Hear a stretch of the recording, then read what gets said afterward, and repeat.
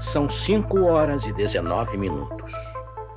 O Papa Móvel branco circula a Praça de São Pedro em Roma, entre a multidão que acena e aplaude.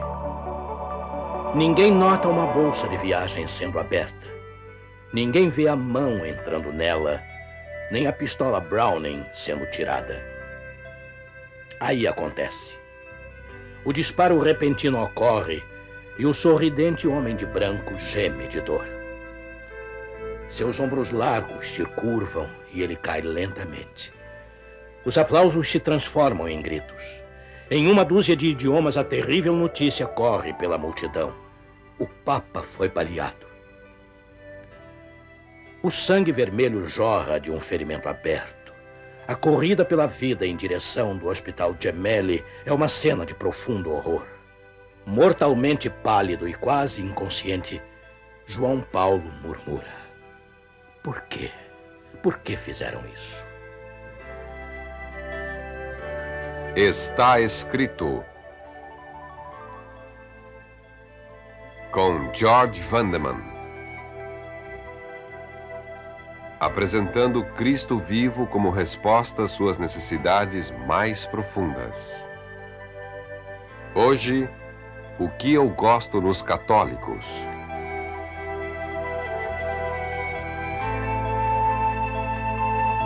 Milhões multiplicados repetiam a angustiante pergunta.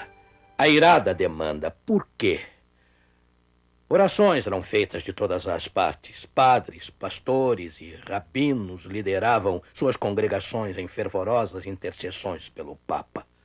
João Paulo se recuperou e voltou para os braços abertos de 750 milhões de católicos. Sua cruzada mundial pela amizade e pela paz seguiu avante. O que há em João Paulo que conquista corações no mundo todo? Eu acho que todos apreciamos seu estilo amigável e caloroso. Não muito tempo atrás, você se lembra, o mundo ocidental vinha flertando a liberdade irrestrita. A sociedade dos anos 60 começou a seguir uma tendência diferente. Faça o que você quiser. E era tudo em nome da paz e do amor. Mas essa erosão da moralidade nos levou para o esgoto da dor e da vergonha. Sofremos com o problema da gravidez dos adolescentes, da embriaguez e do consumo de drogas. Sem falar do vandalismo, da violência e das doenças venéreas. Tudo isso devido à rejeição dos padrões morais e absolutos de Deus, seus 10 mandamentos. A América finalmente recobrou os sentidos. O final dos anos 70 trouxe um reavivamento de moralidade, quando muitos que tinham rejeitado a lei de Deus mudaram de ideia.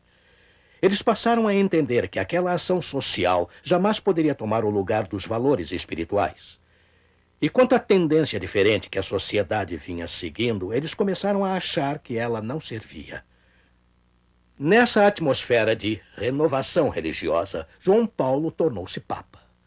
Ele rapidamente preencheu o vazio da liderança moral.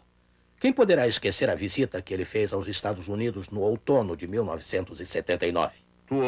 Eu tenho vindo a todos. Eu tenho vindo a todos com uma mensagem de esperança e paz.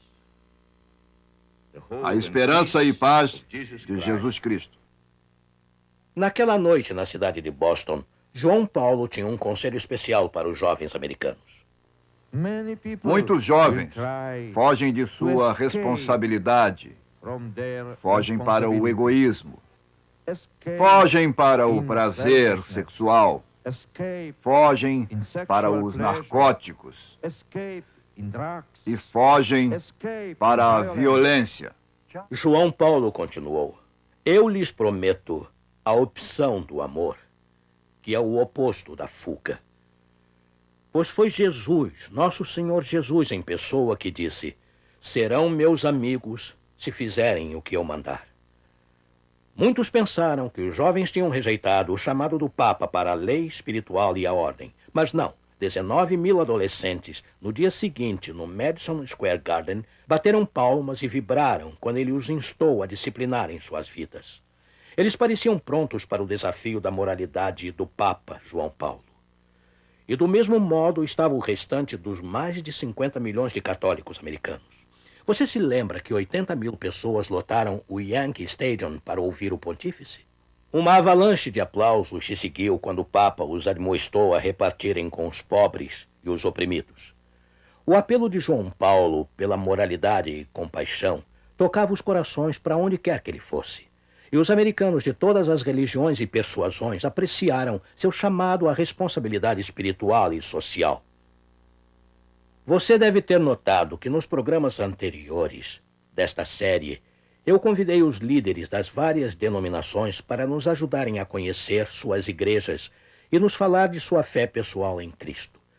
Bem, eu achei os líderes da Igreja Católica calorosos e cordiais, satisfeitos por sua igreja estar incluída em nossa série, mas eles preferiram não aparecer publicamente. Assim, eu recorri ao Dr. Samuel Bacchiocchi. Embora não sendo da fé católica, ele foi o único não católico aceito até hoje como aluno graduado na famosa Pontifícia Universidade Gregoriana em Roma. Após 5 anos de estudos naquela cidade, ele foi premiado com a mais alta honraria que o pontífice pode dar a um formando: a medalha de ouro pelas conquistas acadêmicas. Tivemos um encontro em Washington, D.C. Dr. Bacchiocchi, vamos voltar um pouquinho no tempo. O que você gosta a respeito dos católicos romanos, por gentileza?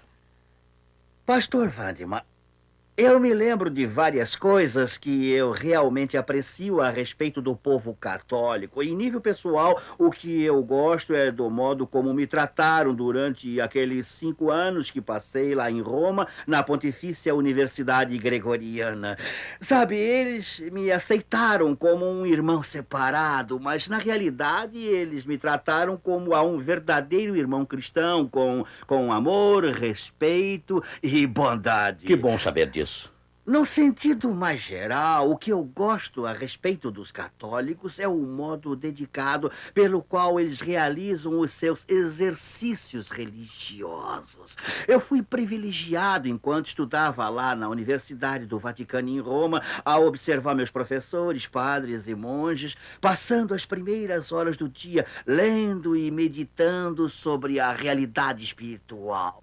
E o impacto dessa comunhão diária com Deus podia ser sentida de fato em sua disposição única e agradável. Eu também admiro grandemente o espírito de sacrifício de incontáveis padres, monges e freiras, como a Madre Teresa, que tem servido e continuam servindo sem pensar em seu sacrifício pessoal aos necessitados, aos que sofrem, os esquecidos da nossa sociedade hoje. Eu concordo com você 100%. Agora, o que é que você acha dos ensinamentos católicos? Eu gostaria de dizer, pastor Vandeman, em primeiro lugar, que tem vários ensinamentos católicos que o senhor, como adventista, pode entender que eu acho inaceitáveis, tais como a transubstanciação, a Imaculada Conceição, a infalibilidade e a primazia papal. Por outro lado, entretanto, existem certos ensinamentos católicos únicos que eu não só admiro, mas eu acredito que são muito relevantes para a nossa época. Eu estou pensando particularmente no compromisso católico romano para a preservação da santidade do casamento e através da inviolabilidade da vida humana. Vivemos em uma sociedade hoje onde muitos cristãos passaram a ver o casamento, por exemplo, como uma instituição social civil que pode ser prontamente dissolvida quando as circunstâncias pedirem. Por isso eu creio que os nossos amigos católicos, a Igreja Católica, tem que ser condecorada por seu compromisso de nos lembrar sempre que o casamento é sagrado e o que Deus uniu, ninguém tem o direito de separar, entende? Eu também admiro bastante os esforços que a Igreja Católica vem fazendo atualmente, desde o Vaticano II, em promover a circulação e a leitura da Palavra de Deus. Eu acredito, pastor Vandeman, que essa tendência é muito positiva e pode ajudar em muito os cristãos a enriquecerem a sua experiência de entendimento espiritual e sua realidade. Minha grande esperança e oração é que nós, como protestantes, possamos vir a apreciar mais plenamente a experiência religiosa e as convicções teológicas de nossos amigos católicos, em contraposição que nossos amigos católicos, através de um estudo renovado das Escrituras, venham a redescobrir algumas das verdades bíblicas vitais perdidas. E quem poderia ter dito isto melhor que você? Obrigado pela presença. Foi um prazer estar com você hoje. Há muita coisa que eu pessoalmente aprecio sobre os católicos. Em um mundo de progresso material, mudança social, os valores morais têm sofrido erosão. Mas a Igreja Católica Romana luta pela moralidade e a decência. E muitos católicos defendem a integridade da vida humana, juntamente com muitos protestantes conservadores que reconhecem o respeito pela vida humana como uma verdade negligenciada. Essas convicções têm, através dos anos, enriquecido grandemente a América, e os católicos têm sido uma parte importante da fibra moral dessa nação. A Igreja Católica tem permanecido firme, mesmo quando os outros têm escorregado. Eu também gosto dos católicos por causa de seus muitos exemplos radiantes de genuíno amor cristão. Um verdadeiro amor altruísta que nada pede em troca. O tipo de amor que Jesus mostrou em sua vida. Nosso exemplo preferido disso, como o Dr. Bacchiocchi nos lembrou, é a Madre Teresa de Calcutá, na Índia. Quem tem um coração tão duro que não se comove ao conhecer a profundidade do que essa querida mulher vem fazendo? E não podemos esquecer que existem milhares de outras freiras e padres como Madre Teresa em todos os cantos do mundo. Somente na eternidade saberemos dos sacrifícios desses heróis anônimos. Outra coisa que eu aprecio nos nossos amigos católicos é o seu sincero amor por Jesus e seu crescente interesse pelas Escrituras. Testemunhei isso em primeira mão no Cardeal Crowe, da Filadélfia, quando trabalhávamos juntos sob a honrosa liderança do presidente Reagan durante o recente ano da Bíblia. O Concílio da Igreja Vaticano II, nos anos 60, incentivou os membros a lerem a Palavra de Deus. E algumas das melhores pesquisas bíblicas hoje estão sendo feitas por estudiosos católicos. Bem, você sabe que eu não sou católico romano, portanto existem diferenças entre minhas crenças e as da Igreja Católica. E isso deve ser esperado e entendido, é claro. Provavelmente a maior diferença entre nós seja a questão da infalibilidade papal e o papel da tradição na interpretação das Escrituras como base da autoridade espiritual. Mas tenho notado nos últimos anos, desde o Vaticano II, o desenvolvimento de uma tendência entre muitos estudiosos católicos e leigos informados, ou seja, uma tendência de voltar para as Escrituras como base da crença. É claro, eles reconhecem o destacado papel que a tradição desempenhou no passado. Mas, como eu disse, existe agora um movimento entre o povo católico para estabelecer totalmente suas raízes nas Escrituras, e temos que louvá-los por essa tendência. As tradições da Igreja podem mudar através dos tempos, mas a palavra de Deus permanece a mesma. Esta é outra razão porque mais e mais católicos estão passando a reconhecer a importância da Bíblia. Seria essa a mensagem que recebemos da visita do apóstolo Paulo a Bereia? Bereia, da antiga Macedônia, é atualmente a cidade de Veroia, na nação grega. Você pode imaginar como os bereanos eram felizes por terem o ministério de Paulo? Eles deviam até aplaudi-lo quando ele chegava à cidade, e eles ouviam atentamente tudo o que ele tinha a dizer.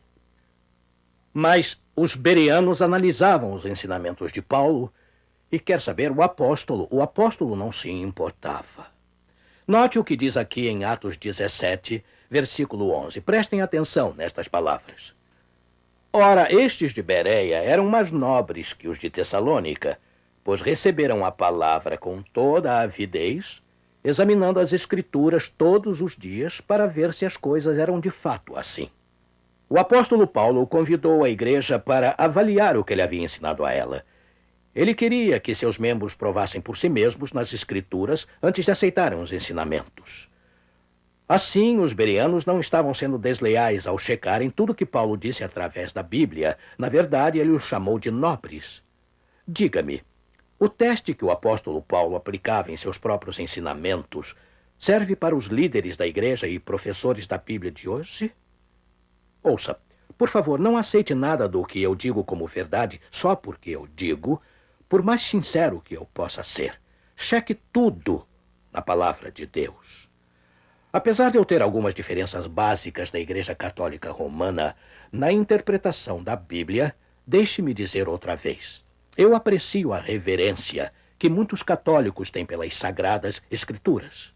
Muito mais devo admitir que alguns protestantes liberais que rejeitam o nascimento de Jesus de uma virgem e o que eu creio ser outros fundamentos da fé. Precisamos também nos lembrar que todo o catecismo católico ensina a obediência à lei de Deus. Mas você já notou a diferença dos 10 mandamentos como são ensinados pela Igreja de Roma e os 10 mandamentos que encontramos na Bíblia? Note em seu catecismo que está faltando o segundo mandamento. É aquele que exatamente proíbe o uso de imagens no culto.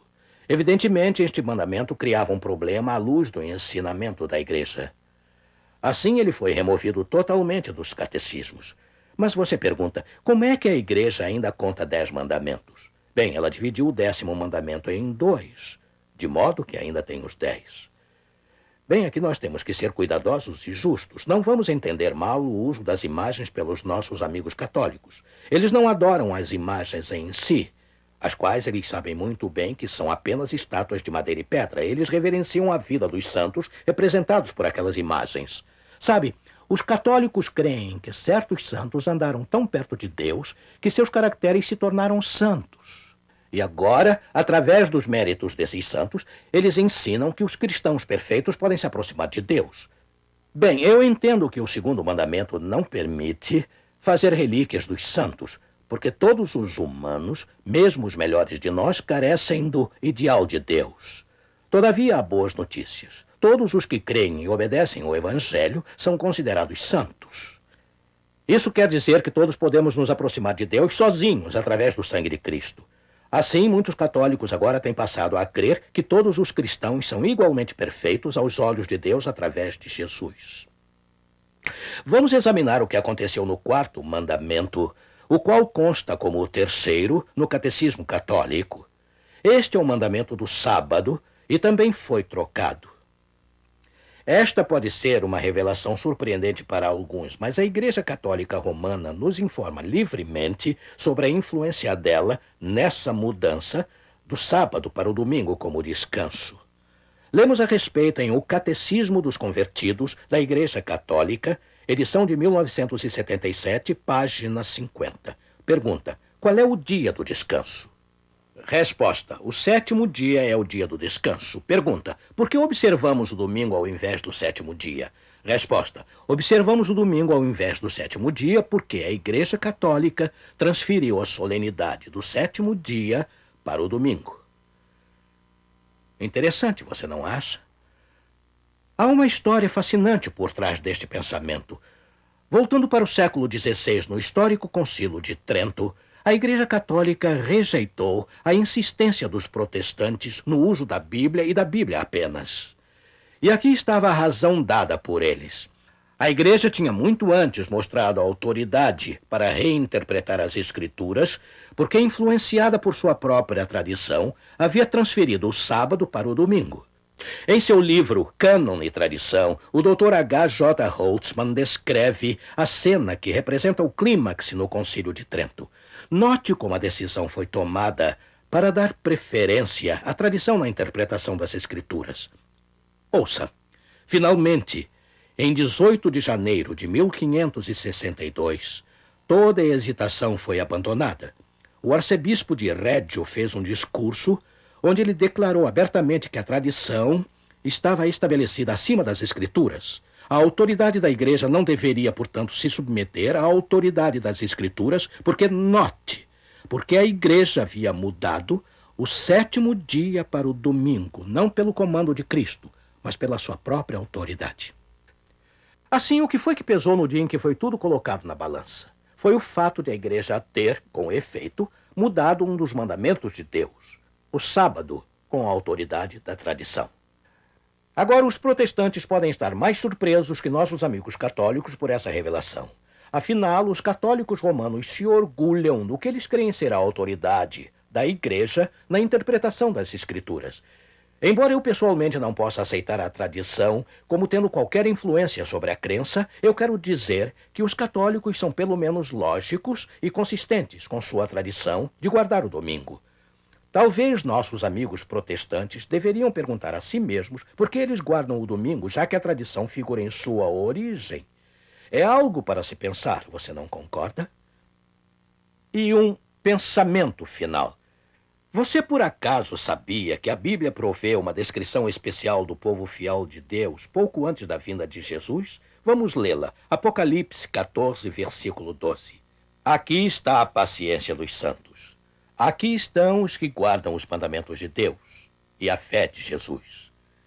A fé em Jesus e a guarda dos mandamentos de Deus, elas estão juntas, sabe? Logicamente, na hora final da Terra, os cristãos sinceros em toda parte estarão guardando os mandamentos de Deus, todos os 10. Bem, sejam quais forem nossas diferenças, podemos apreciar uns aos outros. E eu vejo tantas coisas que eu gosto em meus amigos católicos. Mais do que qualquer coisa, eu admiro a dedicação de muitos milhares de católicos ao redor do mundo que têm dado a sua vida para aliviar o sofrimento de outros seres humanos. E não conheço nenhum reflexo maior do amor de Cristo que o demonstrado por Maximilian Kolbe, um padre franciscano polonês, que sacrificou sua vida durante a Segunda Guerra Mundial. Aprisionado no campo de prisioneiros em Auschwitz, Kolbe, dia a dia, encorajava seus colegas de sofrimento. Ele dividia sua minguada ração com os doentes e enfraquecidos, apesar de estar muitas vezes pior que aqueles que ele ajudava. Ele liderava os prisioneiros em oração, trazendo à luz de Cristo aquele triste campo de prisioneiros. Os captores ficavam furiosos com o cristianismo de Kolbe. Eles o espancavam selvagemente, mas este orava por eles. E finalmente ele pagou o maior dos preços por sua fé e amor. Uma tarde, as terríveis sirenes começaram a soar. Um prisioneiro havia fugido. Como retaliação, 10 homens foram escolhidos para morrer por seu companheiro que fugira. Um dos 10 condenados, um jovem pai, caiu no chão implorando aos prantos, pensando em sua família. De repente, Kolbe deu um passo adiante. "O que você quer?" o comandante do pelotão da morte berrou. Kolbe respondeu suavemente: "Eu quero morrer no lugar deste prisioneiro." O nazista frio ficou chocado e sem palavras. Finalmente conseguiu dizer: "Pedido concedido." Kolbe foi jogado em um calabouço subterrâneo e abandonado para morrer de fome. Durante seus últimos dias de vida, enquanto morria trêmulo, eles o ouviram orando e cantando. Finalmente o padre deu seu último suspiro, fiel até a morte. "Eu quero encontrar este querido santo no céu, amigo. Eu quero ser fiel à palavra de Deus, haja o que houver. Você não? Deus conceda a todos nós tamanha fé nele, que possamos enfrentar o desafio das nossas horas finais na terra. Vamos orar. Querido Deus, obrigado pela inspiração daqueles que têm sido fiéis até a morte. Implanta dentro de todos nós a devoção profunda e significativa a Cristo e ao nosso próximo. Querido Deus, que todos nós sintamos a seriedade destas mensagens na raiz da nossa fé. Que perguntemos sinceramente, como Pilatos perguntou a Jesus: o que é a verdade? Para segui-la onde ela nos levar. Uma dedicação total ao Salvador é nossa resposta ao apelo do Espírito. Em nome de Jesus, oramos. Amém.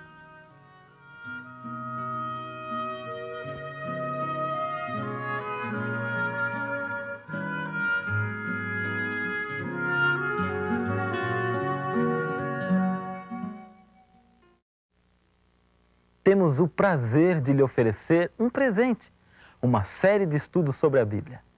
Esta série tem o objetivo de motivá-lo a conhecer a Deus e viver a paz e a esperança que o relacionamento com Ele pode dar.